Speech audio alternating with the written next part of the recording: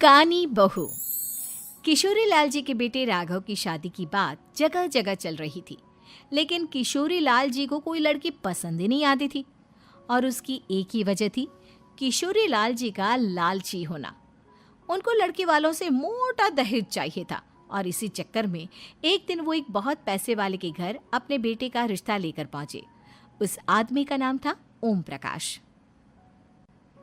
देखे किशोरी लाल जी, मेरी एक ही बेटी है और मेरी सारी संपत्ति जायदाद सब कुछ मेरी बेटी नैना का ही है। पापा, नाम से लगता है बहुत खूबसूरत होगी।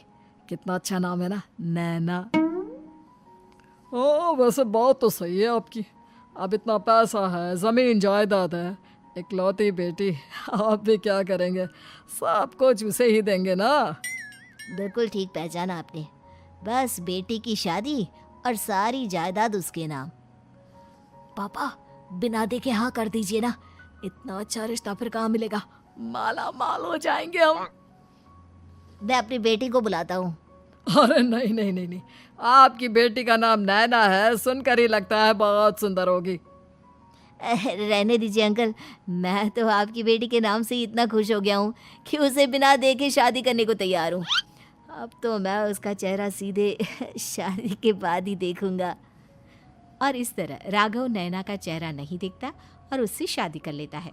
शादी के बाद अपनी सुहाग रात पर जब राघव नैना का घूंघट उठाकर देखता है तो नैना की आंखें बंद थी। कितनी खूबसूरत हो तुम नैना, जरा अपनी आंखें खोलकर मेरी तरफ देखो तो सही। नहीं, मुझे शर्म आती है। अरे, मैंने तुम्हें शादी से पहले भी नहीं देखा, और अब अगर तुम आंखें खोलकर मुझे देखोगी भी नहीं तो मुझे अच्छा कैसे लगेगा? इससे पहले कि नैना अपनी आंखें खोलकर राघव की तरफ देखती, अचानक से लाइट चली गई और राघव नैना को पूरी तरह से देख भी नहीं पाया। अगली सुबह नैना राघव के लिए नाश्ता बनाकर लेकर आई। अरे ये क्या, आधा पराठा सीका हुआ है और आधा बिल्कुल कच्चा।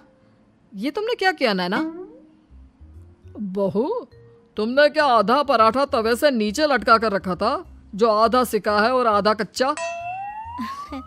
मुझे जितना दिखेगा उतना ही तो सीखूंगी ना पापा जी। जहाँ जहाँ मुझे नजर आ रहा था वहाँ मैंने सीख लिया, जहाँ जहाँ नहीं दिखा वहाँ कच्चा रह गया होगा। इसका क्या मतलब है? ये कैसा मजाक कर रही है तुम? अरे बहू, तुमने इतना लंबा घूंघट क्यों लगाया हुआ है? देखो, हमारे घर में बहुओं को बेटी की तरह रखा जाता है, और फिर तुम तो इतना सारा माल लेकर आई हो। देखो